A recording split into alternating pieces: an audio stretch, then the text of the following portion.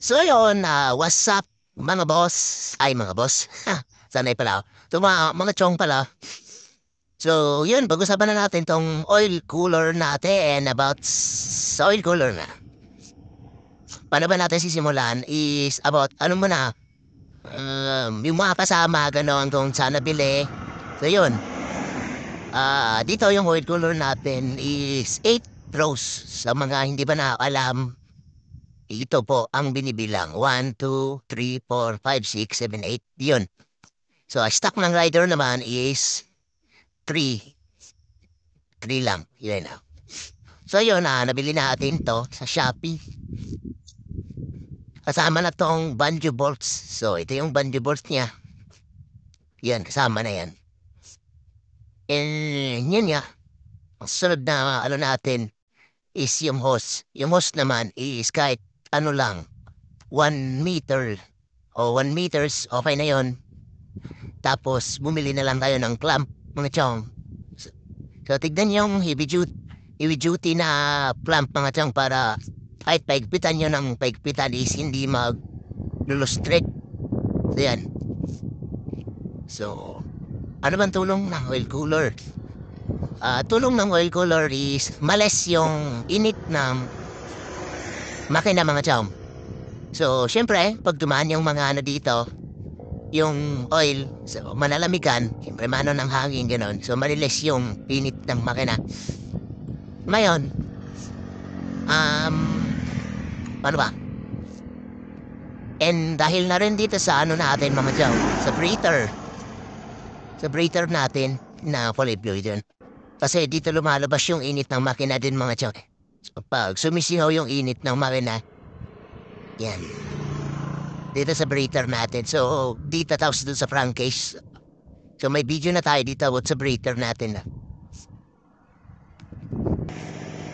So, ito yung breather natin sa crankcase. So, may video na tayo dito, mga chong, about sa, yung talong breather natin, may video na tayo dyan, hanapin nyo na lang, mga chong.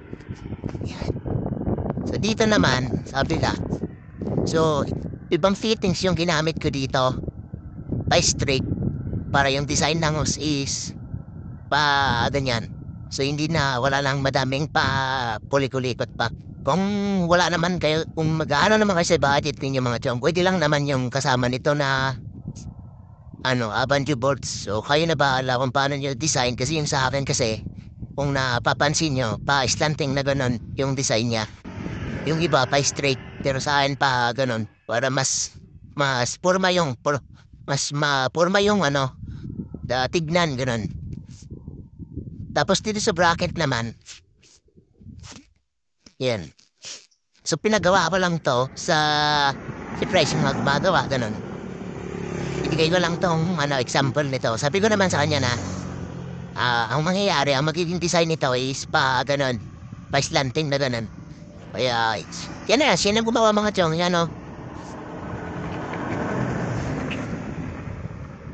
Yan. Basic lang naman, ito mga chong, may gamit talaga kayo. So, dalawang flat bar lang yan, tapos sinati sa gitna, pinagtingit nila.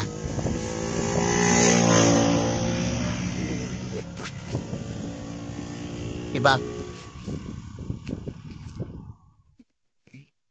At saka madami akong nakikita ang ganito na nagpapalit. Lalo na sa mga rider na kargado, mga chong.